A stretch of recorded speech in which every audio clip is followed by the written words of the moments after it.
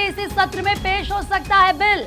सूत्रों के हवाले से जानकारी मिल रही है, अगले हफ्ते बिल के पेश होने की संभावना है। केंद्रीय कैबिनेट ने बिल को मंजूरी दी है। सूत्रों के हवाले से ये जानकारी इस वक्त की मिल रही है।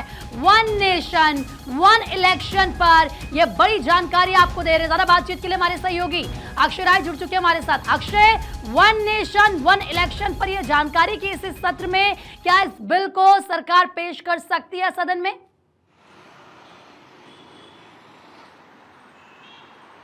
देखिए, बिल्कुल यही जानकारी आ रही है कि 17-18 तारीख का समय हो सकता है, जबकि वन नेशन वन इलेक्शंस का जो बिल है वो लोकसभा में पेश कर दिया जाए, सदन में पेश कर दिया जाए। कैबिनेट की मंजूरी मिल गई है। इसका मतलब साफ तौर पर है कि जो खबर आ रही है उसके अनुसार लोकसभा चुनाव, विधानसभा चुनाव और लोकल बॉडीज़ के जो इलेक्शन है इनको सिंक्रोनाइज किया जा सकता है।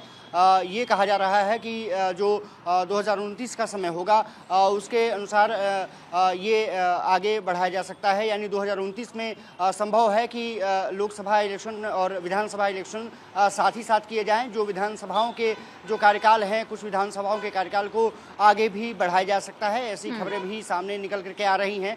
हालांकि अभी ड्राफ्ट सामने नहीं आया है, लेकिन ये माना जा रहा है कि सरकार इसको अगले सप्ताह सदन में पेश कर सकती है। और इसको एडवोकेट भी लगातार सरकार के जो मंत्री हैं वो करते रहे हैं। जो कमेटी फॉर्म हुई थी रामनाथ कोविंद के नेतृत्व में, उन्होंने भी एडवोकेट किया कि वन नेशन वन इलेक्शन आज की ज़रूरत है और जीडीपी को अगर बहुत तेज़ी से आगे बढ़ाना है तो उसको लेकर के भी निश्चित रूप से प्रायोरिटी तय करनी पड़ेगी। और अगर जीडीपी आगे बढ़ती है तो देश आगे बढ़ेगा।